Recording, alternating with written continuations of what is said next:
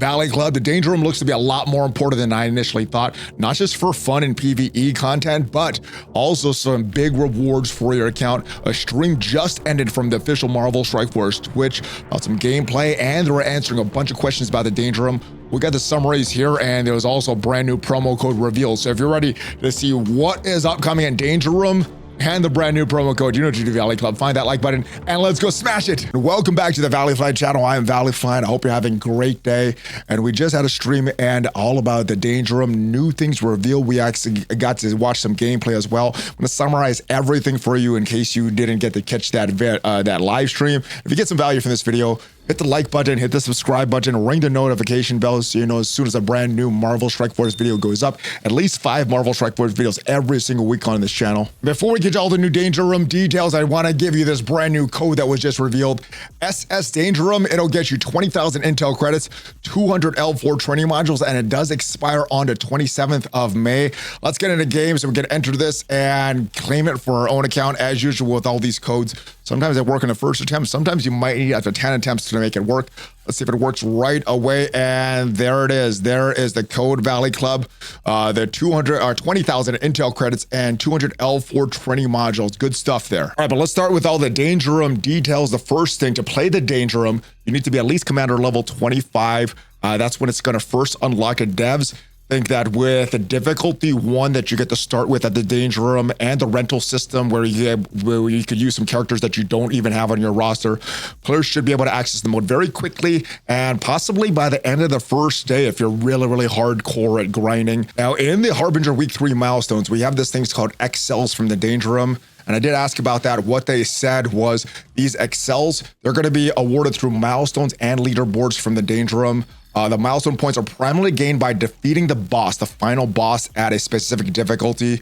And the leaderboard rewards are going to be more cosmetic focus. Now, Battle World was a game mode that I was really looking forward to. However, as you guys know, when it was launched in the actual game, didn't really meet the expectations of all the bullet points we had for that game mode. So they learned their lessons from that, and they wanted Danger Room to be a little different experience. They wanted to get Danger Room into the players' hands a lot faster than Battle World. I think we had it presented to us in around maybe October. And then the previous year, that November, is when Battle World got released.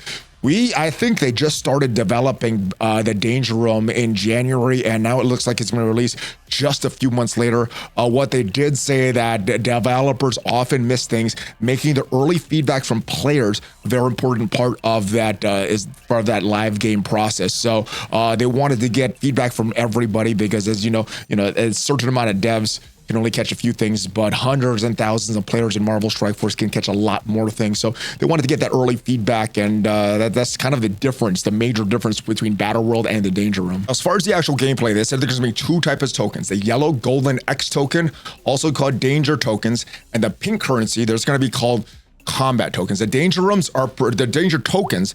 They're persistent. They're going to carry over from each run to the next for the entire duration of the event, primarily earned from your elite combat missions. And as you know, there's a few different rooms in Battle World: your normal combat missions, the elite combat missions, stores, a bunch of other things, health sections there. So elite combats, that is where you're going to get these danger tokens, these golden X tokens, and you could use these to equip persistent mods at the start of the run. That'll make your score higher and allow you to score higher on that leaderboard for some of those big rewards.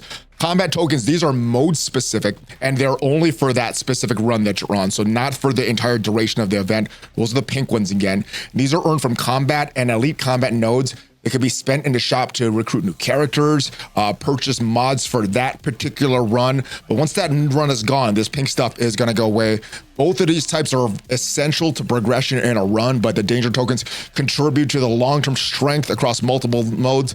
And I think this is going to help with improve with replayability, because as you play this, you're getting more stuff and more stuff for this mode. As we talked about, there's 2 different combat nodes: your normal combat missions, which will score you points, help you move up to the ladder to get to that final boss. And then you got your harder missions, your elite combat missions, and these will give you 2 things. They'll give you those danger tokens, which will help you in future runs. The entire run of the Danger Room, you'll be able to use those danger tokens again. You'll also get these rare modifiers as well. And the difficulty that you choose will affect the amount of danger tokens that you're going to get from each difficulty. So for example, being an elite on low difficulty like 1 or 2 might only award 1 danger token, where beating difficulty 9 might award 10 danger tokens. These aren't exact numbers. These are just kind of numbers that they threw out there. So these aren't hard numbers as what you could get for that. As far as the timing of Danger Room, the first appearance is supposed to last for 2 weeks.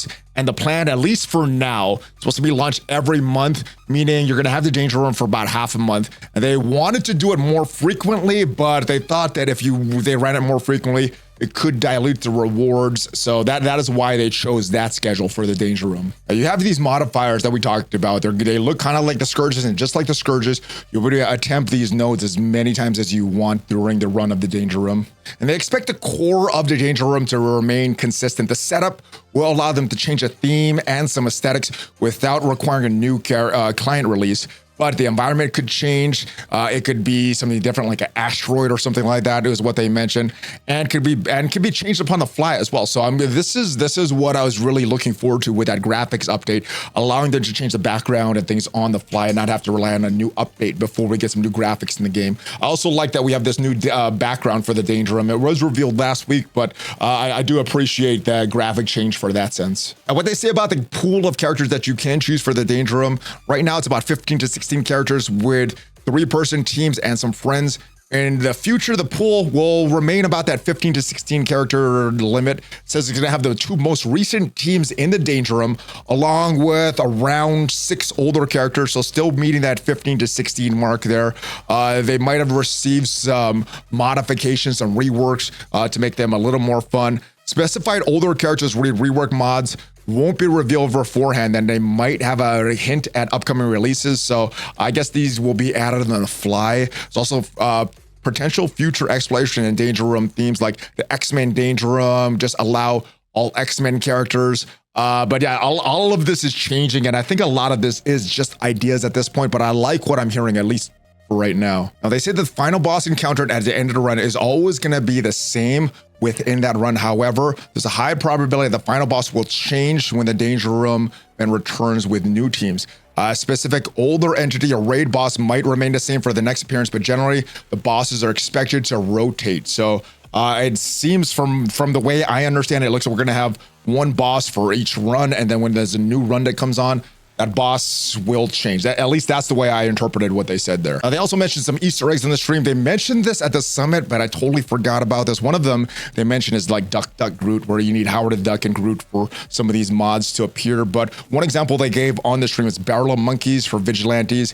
And the logic behind this scenes where only some of these mods will appear in random pool if you have these characters in your roster. So it's kind of, they say, it's intended to allow players to potentially find powerful, unexpected builds with older characters, like maybe the old school Star-Lord and Cyclops, which might surprise players who don't expect them to be viable because they're so old and kind of out of the meta. So these are intentional features, not loopholes. And finally, they go on to say that these rental characters, they should have maxed out abilities. So they don't have an awakened abilities, should be 77775. If they do, it may be 8886 for these awakened abilities. So that is the news on the Danger Room. It is coming out later this week.